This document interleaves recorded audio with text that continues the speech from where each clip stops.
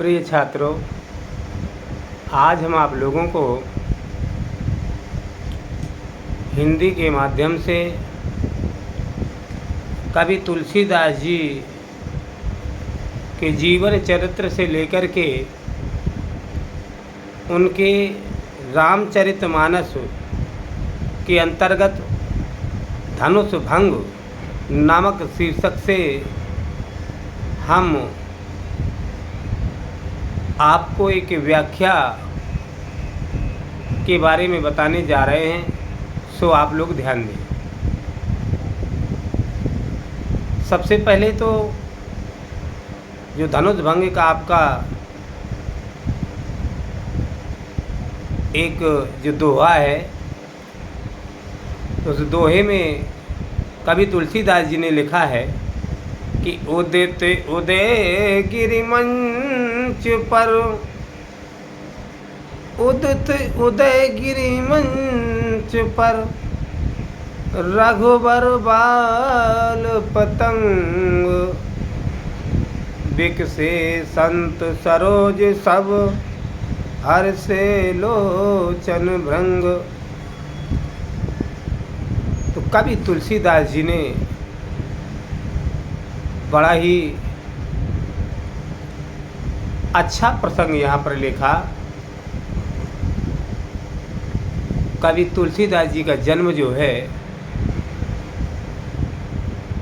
पूर्व काल में बांदा जिले के राजापुर नामक ग्राम में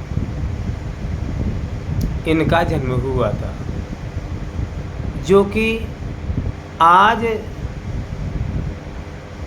चित्रकूट धाम करबी जनपद के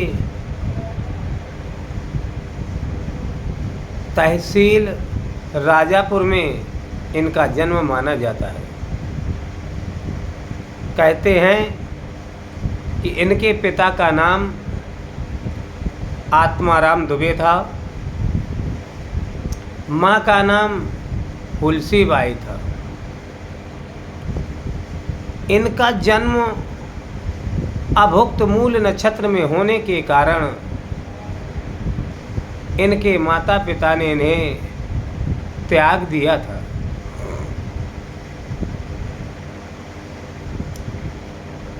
ऐसा बताया जाता है कि जन्म के समय, ऐसा बताया जाता है कि जन्म के समय ही इनके 32 दांत निकले हुए थे। तब तो इनके माता पिता ने इन्हें त्याग दिया था। कहते कि इनकी जो माता की जो बहन थी, अर्थात इनकी जो मौसी थी, उनका नाम था चुनिया। उन्होंने इनका लालन पालन किया था।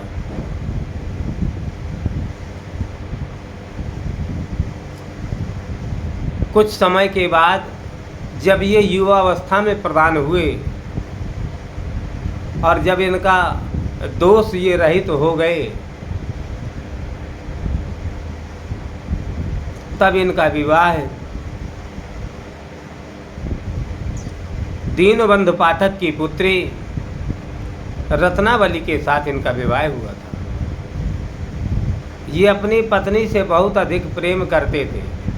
ये जो है अपनी पत्नी से बहुत अधिक प्रेम करते थे। एक बार इनकी पत्नी बिना बताए हुए मायके के लिए प्रस्थान कर गई। जब बाबा तुलसीदास जी कहाँ पहुँचे, जब घर आए, तब इन्होंने अपने घर पर पत्नी को नहीं देखा, तो आसपास वालों के पड़ोसियों से पूछा कि क्या हमारी आपने रत्नावली को देखा है। तो लोगों ने बताया कि आपकी पत्नी रत्नावली तो मायके चली गई हैं। बोले अचानक ही बिना बताए। तो इन्होंने भी अर्धरात्रि में ही चलना प्रारंभ कर दिया। घनघोर घटाएं छाई हुई थी, बादलों से गड़गड़ाहट उत्पन्न हो रही थी, हल्की हल्की वर्षा भी हो रही थी और ये चलना प्रारंभ कर दिए।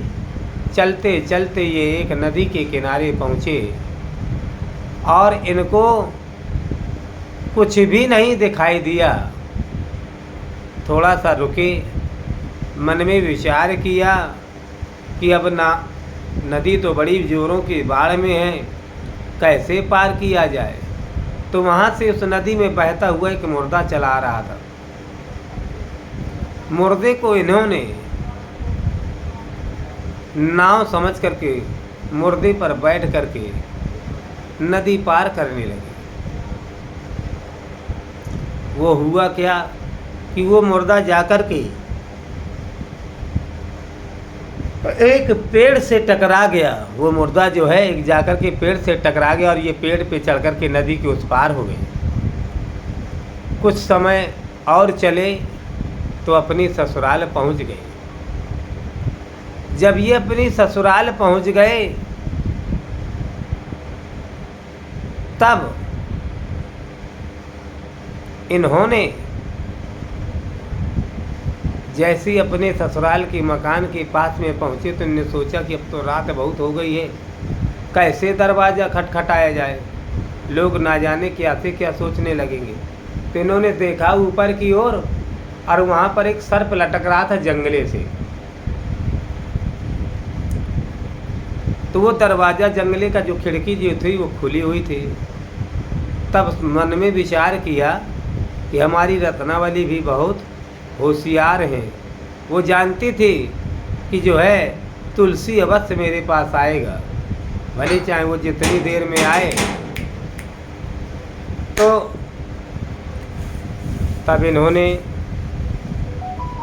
उसको रस्सी समझ करके ऊपर की ओर पहुंच गए और जंगले से उतर करके नीचे पहुंचे। तब इन्होंने अपनी पत्नी को जगाया। जगाने के उपरांत तब इनकी पत्नी जैसी जागी और उनको देखा तो अचानक भड़बड़ा करके उठी। मन में विचार करने लगी कि अर्धरात्रि में, अरे तुलसी इतनी अर्धरात्रि में तुम चले आए, मेरा तो अचानक ही काम पड़ गया जिसके कारण मैं जो है अपने पिता के घर आ गई। लेकिन आपने अर्धरात्रि में ही क्यों चल दिया, सुबह आ जाते। तो कहने लगे कि तुम हमें मिली नहीं और हम आपके पास चले आए। बोले आप अंदर कैसे आए? बोले कहने कि हम आपने रस्सी डाली और हम उसी जंगले से ऊपर आ गए, ऊपर से उतर करके नीचे आ गए और आपसे आपके पास हुए। तब इनकी पत्नी ने इन्हें बहुत ही डांटा और फटकारा और कहने लगी कि अस्ति चर्म देह ममता में ऐसी प्रीत, तैसी सो श्री राम में होत न भव प्रीत। अरे तुलसी, जितना कि तुम मेरे शरीर से, इस जीवन रूपी शरीर से, मृत रूपी शरीर से तुम मेरा प्रेम कर रहे हो, ये तुम्हारे लिए एक दिन नष्ट हो जाएगा। अरे ये माया रूपी शरीर से तुम प्रेम कर रहे हो और यदि इतना प्रेम कहीं तुम भगवान के चरणों में यदि लगा दो तो तुम्हारा बेड़ा पार हो जाएगा। इसी प्रकार से उन्होंने अपना ये पत्नी की बताई हुई कथानुसार इन्हें वहीं से वैराग्य उत्पन्न हो गया।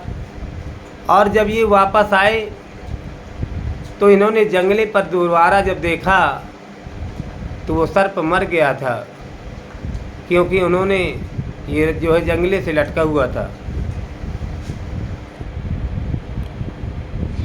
तब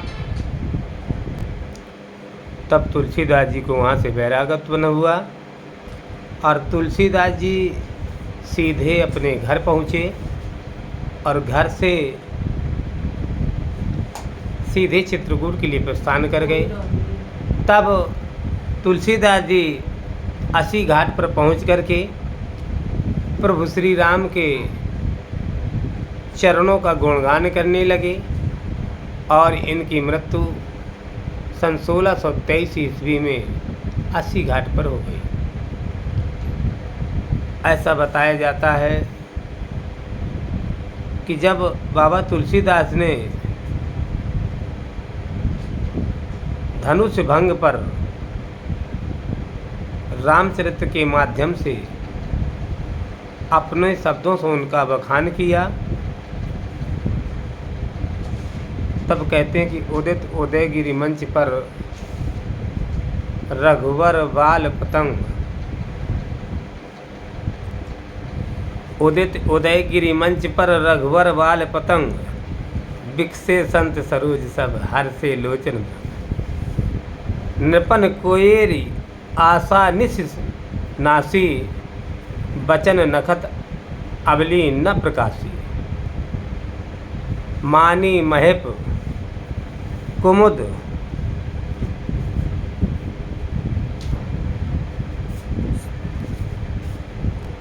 तो बाबा तुलसीदास जी ने बताया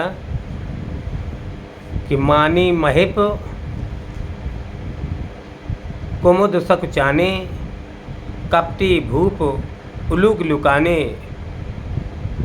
भय विशोक कोक मुनि देवा, बरसई सुमन जनावहि सेवा, गुरुपद बंधु सहित अनुरागा, राम मुनिन सन आयुष मागा, सजहि चले सकल जग स्वामी, मत मंजु बर कुंजरगामी, चलत राम शबपुर नर नारी, पुलक पूरी तन भय सुखारी, बंद पितर सुर सुकृत सम्हारे, जो कछु पुण्य प्रभाव हमारे, तो स्यो धनु मृणाल।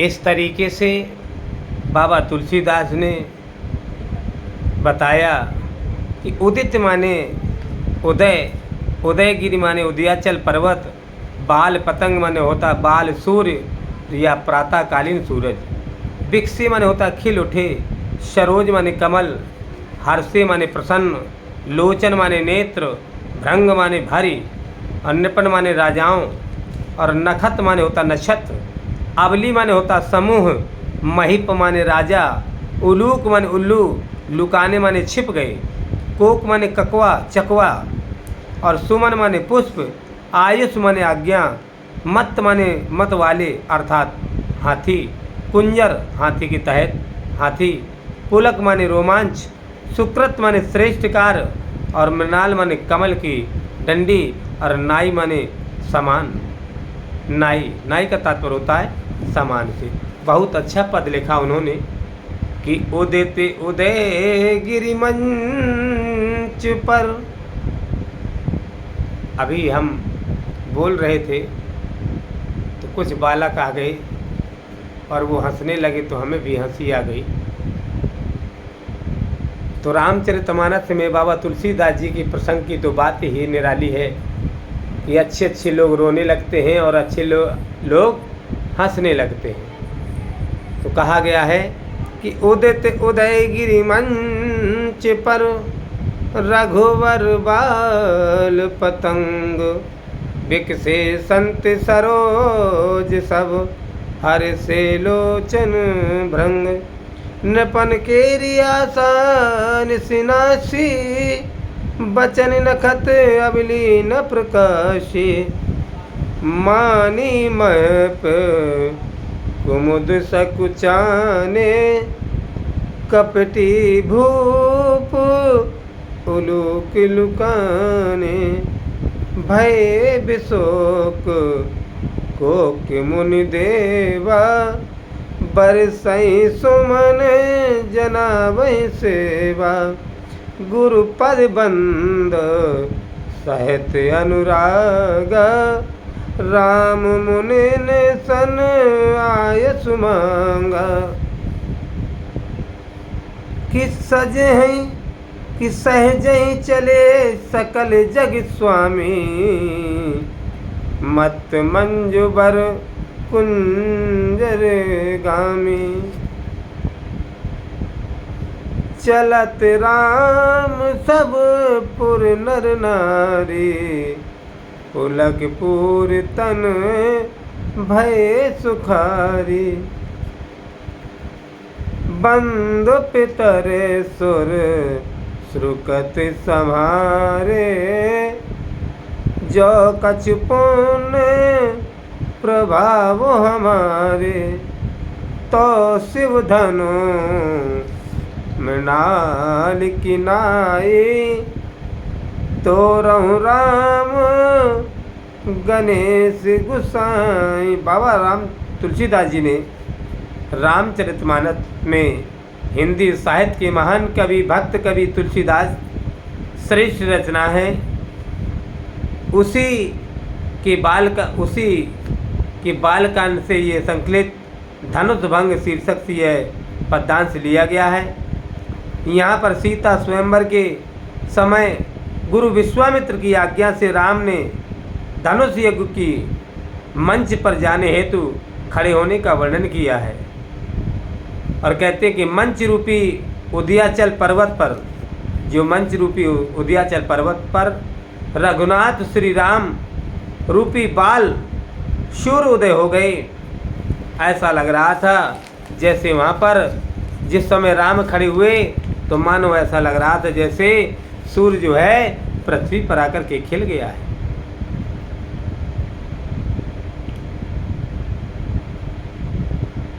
उसी मंच को देख करके सज्जन पुरुष रूपी कमल खिल उठे और उनके नेत्र रूपी भौरी प्रसन्न हो उठे। तब बाबा श्री राम जी के गुणगान कर रहे हैं तुलसीदास जी कि धनुष भंग के लिए खड़े होते ही, धनुष भंग के खड़े होते ही सभी राजाओं की आशा रूपी रात्रि नष्ट हो गई। जिस समय धनुष भंग करने के लिए धनुष का मंचन कर पर जो पहुँचे और जब प्रभु श्री राम खड़े हो गए तो आए हुए देश देशांतर के राजा की आशा रूपी रात्रि क्या हो गई, नष्ट हो गई। उनके वचन रूपी नक्षत्रों के समूह का चमकना बंद हो गया, अर्थात वो चुप हो गए। नपन के रेयस निसनासी, अब वचन न खत अवली न प्रकाशी। मानी महप कुमुद सकुचाने, अभिमानी राजा रूपी कुमुद संकुचित हो गए तथा कपटी राजा उल्लू, कपटी जो राजा थे तो जैसे उल्लू रात्रि में छिप जाता है ऐसे ये भी क्या हो गए, छिप गए। कपटी भूप उलूक लुकाने, और भय विशोक को कि मुनि देवा, बरसई सुमन जना वही सेवा। तब ऋषि मुनि और देवता रूपी चकवे के समान जो है ऋषि मुनि और देवता शोक रहित हो गए। और क्या हुआ वहाँ पर, बरसई सुमन जना वही सेवा, और वे सभी पुष्प वर्षा करके अपनी सद्भावना सेवा को प्रकट कर रहे थे। तब हुआ क्या कि गुरु पद बंद सहित अनुराग, तब श्री राम ने गुरु के चरणों की वंदना की और सभी मुनियों से आज्ञा प्राप्त की। राम मुनि सबे आय सुमांगा, तब प्रभु श्री राम ने सभी मुनियों से, सभी ऋषियों से क्या प्राप्त किया? आशीर्वाद प्रदान किया। सजहि सहजहि चले सकल जग स्वामी। इसके पश्चात सारे संसार के स्वामी प्रभु श्री राम चल दिए। कहाँ की ओर? जहाँ धनुष रखा हुआ था। मंत मंजुबर कुंजर गामी। तब उनकी चाल ऐसी लग रही थी जैसे मतवाले श्रेष्ठ हाथी के समान थी। श्री राम के चलते ही नगर के सभी स्त्री पुरुषों के शरीर रोमांचित होते। चलत राम सब पुर नर नारी। जैसे राम जब चलने की ओर अग्रसर हो गए, तब वहाँ पर जितने भी प्रवासी थे, नगर के लोग थे, सभी क्या होने लगे? बहुत रोमांचित होने लगे। पुलक पूरी तन भय सुखारी। वे सब सुख का अनुभव करने लगे और उन्होंने पितरों और देवताओं की वंदना करके वंदे पितर सुर सुकृत संभारे, जो कछ पुण्य प्रभाव हमारे।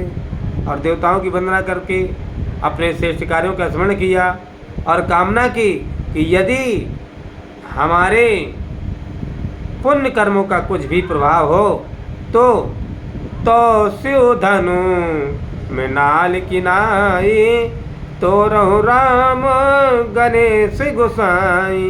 पुण्य कर्मों का कुछ भी प्रभाव हो तो हे स्वामी गणेश जी, हे स्वामी गणेश जी, राम शिव धनुष को कमल की डंडी के समान तोड़ दें। और इस प्रकार से वो सभी लोग कहने लगे कि हे प्रभु, हम सभी लोग जो है इसी प्रकार से प्रार्थना करते हैं, क्योंकि राजा दशरथ के द्वारा ये कृत्य कार्य किया गया था और आज वो पूर्ण नहीं हो पा रहा है, जो कि कार्य आज जो है विश्वामित्र की आज्ञा लेकर के प्रभु श्री राम ने धनुष तोड़ने के लिए आगे चल दिए हैं। और वहाँ पर जो है अयोध्या के जितने भी निवासी थे वो सभी पुलकित हो उठे हैं। इस प्रकार से यहाँ पर इस पद की व्याख्या हो जाएगी और इस पद्यांश में प्रभु श्री राम का प्रभाव का वर्णन किया गया है। अवधि भाषा का प्रयोग किया गया है। दोहा और चौपाई छंद का यहाँ पर लाक्षण शब्द दिया गया है। रूपा उत्प्रेक्षा अनुप्रास अलंकारों की सौंदर्य अवलोकन किया गया है।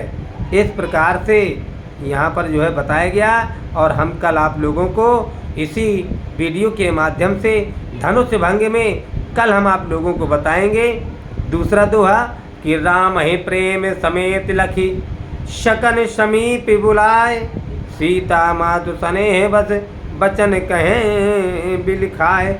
इस प्रकार से हम कल जो है इस दोहे का जो है आप लोगों को क्या बताएंगे, इसका जो है दोहे की व्याख्या बताएंगे।